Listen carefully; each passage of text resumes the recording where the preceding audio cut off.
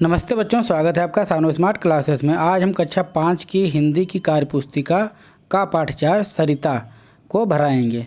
तो प्रश्न नंबर 1 है, पंक्ति को पूरा कीजिए। तो कविता से ही देखकर हमको पूरा करना है। जैसे यह लघु सरिता का बहता जल, कितना शीतल कितना निर्मल, हिमगिरि के हिम से निकल निकल, यह विमल दूध सा हिम का जल, कर कर निनाद कल कल छल छल, तन का चंचल मन का बिहवल, यह लघु सरिता का बहता जल। तो इस प्रकार से इसको भर लेंगे।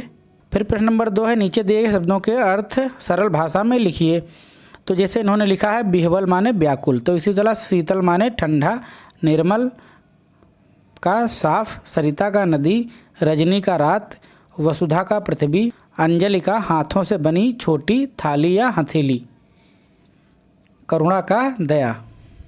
फिर प्रश्न नंबर 3 है, नीचे लिखी पंक्तियों का भाव स्पष्ट कीजिए। तो प्रश्न नंबर का है, पी पी कर अंजलि भर मृदु जल। तो इसका भावार्थ होगा, सरिता का जल राहगीर पीकर अपनी प्यास बुझाते हैं। फिर प्रश्न नंबर खा है, कितना कोमल कितना वत्सल, रे जननी का वह अंतस्थल। तो इसका भावार्थ होगा, धरती माता की सतह जिसे हृदय कहते हैं, बहुत ही कोमल और पुत्रवत प्रेम करने वाला है। फिर प्रश्न नंबर गा है, गंगा यमुना सरयू निर्मल, यह लघु सरिता का बहता जल। इसका भावार्थ होगा, गंगा यमुना और सरयू का यह जल छोटी छोटी सी नदी में प्रवाहित होता रहता है। अब प्रश्न नंबर 4 है, दो दो पर्यायवाची शब्द लिखिए। जैसे इन्होंने एक लिख कर दिया है, जल का नीर और पानी। इसी तरह हमने लिख दिया है, पर्वत का गिरि और अचल, जल का नीर अम्बु, वसुधा का पृथ्वी धरा, यमुना का कालिंदी सूर्य तनया, और गंगा का देव नदी और अलकनंदा। फिर प्रश्न नंबर 5 है, कविता में सरिता के जल के लिए अनेक विशेषणों का प्रयोग हुआ है, जैसे शीतल, निर्मल आदि। ऐसे ही जल के बारे में प्रयोग हुए विशेषण दर्शाने वाले शब्दों को कविता से ढूंढकर लिखिए। तो हमको विशेषण लिखने हैं और ये आपको पता होना चाहिए, जो शब्द जिसकी विशेषता बतलाते हैं वही विशेषण कहलाते हैं। जैसे जल की विशेषता कौन बतला रहे हैं, निर्मल, शीतल, विमल, दूध सा, वत्सल, हिम या कोमल, मृदु, ये सभी विशेषण शब्द हैं।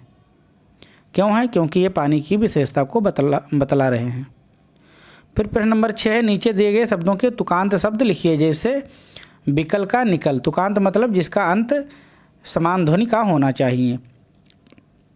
तो तन का मन, पीकर का सीकर, बहता का सहता, जिसका का किसका, कंकड़ का टंकड़। फिर प्रश्न नंबर 7 है, आपके आसपास जो नदी है। फिर प्रश्न नंबर 7 है, आपके आसपास जो भी नदी है उस नदी का नाम और उसके बारे में लिखिए। तो हमारे पास राप्ती नदी है, यह नदी हमारे घर के पूर्व में 20 किलोमीटर दूर है। आपके पास कोई दूसरी नदी हो सकती है, उस नदी का नाम लिखकर दूरी आप लिख दीजिए। फिर प्रश्न नंबर 8 है, समान ध्वनि के शब्द जो कविता में आए हैं उन्हें लिखिए। जैसे इन्होंने एक लिख कर दिया है, कंकड़ कंकड़, पिघल पिघल। ये दोनों शब्द एक जैसे हैं, ये दोनों शब्द एक जैसे हैं, बीच में योजक चिन्ह लगा है। ऐसे शब्द ढूंढकर हमको कविता से लिखना है। तो हमने ढूंढा है, निकल निकल, कर कर, छल छल, उतर उतर, कंकड़ कंकड़ और युग युग।